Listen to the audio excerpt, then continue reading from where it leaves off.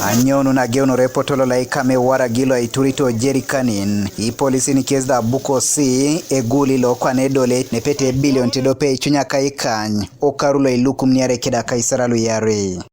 Since we started impounding warrage at checkpoints, we have so far impounded 5,005 jerrycans. It translates into 1,501,500 shillings. And through court, we have been able to dispose of the 4,058 jerrycans. It had a positive impact on raids. So these two things move together. People drink, get intoxicated, and they gain the Dutch courage.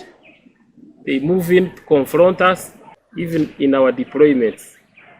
Ida police nyezda yata kintebe aporkesi kamoto itone keche swamak luda ijeljala soto manaswam. We have also arrested our own personnel who are allegedly involved in some errands of some of these crimes, either maybe not taking action on what they should do, negligence of their duties.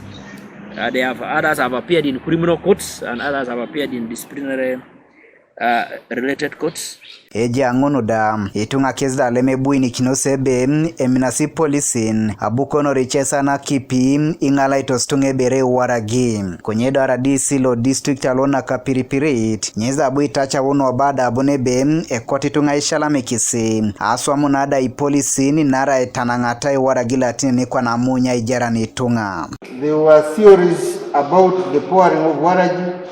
Many who wanted to downplay the efforts of the security team gave information to public that this was water poured and not warrage. Konyede ngareno kule kanisa kiza ilipto sapugano moi wa itini chelu da itemokin achons ne waragin nara bukono ribon mamibuna ingarakin.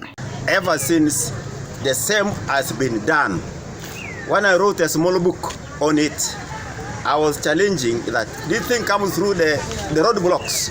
Roadblocks by police are manned by over the time. Even this should have come through some roadblocks.